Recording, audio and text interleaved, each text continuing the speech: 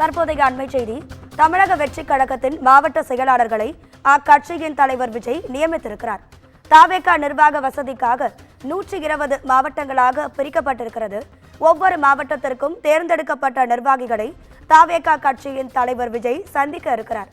இது குறித்தான கூடுதல் தகவல்களை தருவதற்காக நமது செய்தியாளர் கீதன் இணைப்பில் இருக்கிறார். கீதன், வணக்கம். உங்க விரிவான தகவல்களை சொல்லுங்க. வணக்கம். குறிப்பாக கடந்த ஆண்டு நடிகர் விஜய் தமிழக வெற்றி கழகத்தை பிப்ரவரி மாதத்தில் தொடங்கினார். அதனைத் தொடர்ந்து இந்த கட்சியை வளர்ப்பதற்கான பணிகளை தமிழக வெற்றி கழகம் மேற்கொண்டது. அதன்படி தமிழகம் முழுவதும் புதிய உறுப்பினர்களை சேர்க்கும் பணிகள் தொடங்கப்பட்டன. அதே போல மாவட்ட ரீதியாக ஏற்கனவே மக்கள் இயக்கமாக இருந்தபோது இருந்த அந்த இயக்கங்கள் எல்லாம் பலப்படுத்தப்பட்டு புதிய நிர்வாகிகள் எல்லாம் நியமிக்கப்பட்டனர். அதனைத் தொடர்ந்து மாநில மாநாடு என்பது கடந்த ஆண்டு நடைபெற்று முடிந்தது. அதனைத் தொடர்ந்து ஒரு அரசியல் கட்சியினுடைய மிக முக்கிய கட்டமைப்பாக கருதப்படக்கூடிய இந்த மாவட்ட செயலாளர்களை நியமிக்கும் பணிகள் என்பது தமிழக வெற்றி கழகத்தால் தொடங்கப்பட்டு புதிய மாவட்ட செயலாளர்களை மற்றும் பல்வேறு மாவட்ட ரீதியான பொறுப்புகளுக்கு ஆட்களை நியமிக்கும் பணிகள் மற்றும் அதற்கான ஆட்களை தேர்வு செய்வதற்கான பணிகளை தமிழக வெற்றி கழகம் கடந்த சில மாதங்களாக மேற்கொண்டு வந்தது.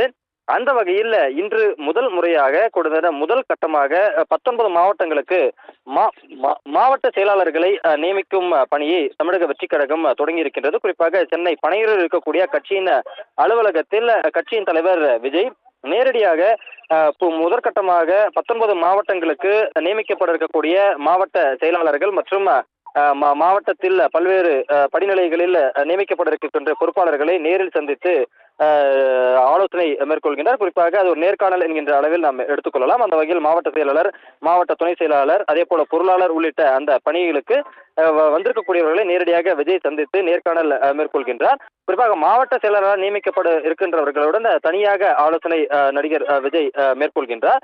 அந்த வகையில் இன்று முதற்கட்டமாக 19 மாவட்டங்களுக்கான மாவட்ட செயலாளர்கள் நியமிக்கப்பட இருக்கின்றனர். அதற்கான அறிவிப்பு ஒவ்வொரு மாவட்டமாக தற்போது வந்த வண்ணம் இருக்கின்றது.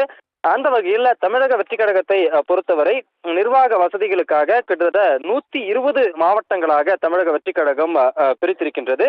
அந்த வகையில் 120 மாவட்ட செயலாளர்கள் நியமிக்கப்பட இருக்கின்றார்கள். தமிழகத்தை பொறுத்த அளவில் தற்போது தமிழக வெற்றி கழகத்தில் நியமிக்கப்பட்டிருக்கக்கூடிய மாவட்ட செயலாளர்கள் எண்ணிக்கை தான் அதிகமாகும்.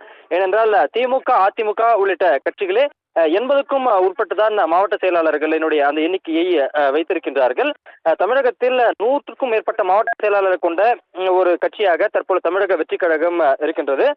குறிப்பாக ஒவ்வொரு 2 சட்டமன்ற தொகுதிக்கு ஒரு மாவட்ட செயலாளர் என்கின்ற அந்த ஒரு கணக்கின் அடிப்படையில் இந்த மாவட்ட செயலாளர்கள் நியமனம் என்பது இருப்பதாகவும், அதே போல பெரிய மாவட்டங்களுக்கு ஏற்ப அந்த மாவட்டங்களுடைய அந்த மாவட்ட செயலாளர்கள் எண்ணிக்கை என்பது மாறுபடும் என்பதும் தற்பொழுது இந்த தமிழக வெற்றி கழகத்தினர் தெரிவித்திருக்கக்கூடிய தகவலாக இருக்கின்றது. அந்த வகையில் தமிழகம் வெற்றி கழகத்தை பொறுத்தவரை நிர்வாக ரீதியாக 120 மாவட்டங்கள் பிரிக்கப்பட்டு 120 மாவட்ட செயலாளர்கள் நியமனம் என்பது நடைபெற இருக்கின்றது. இன்று முதற்கட்டமாக 19 மாவட்டங்களுக்கும் இனி வரக்கூடிய அடுத்தடுத்த நாட்களில் அடுத்தடுத்த மாவட்டங்களுக்கான மாவட்ட செயலாளர்கள் நியமனம் என்பதும் நடைபெற உள்ளது. அந்த மாவட்ட செயலாளர்களையும் நேரடியாக விஜய் பனையூர் கட்சி அலுவலகத்தில் அழைத்து நேரடியாக நேர்காணல் செய்து அந்த பொறுப்புகளுக்கான நியமனங்களை வழங்க இருக்கின்றார். உங்க விரிவான தகவல்களுக்கு நன்றி கீதன்.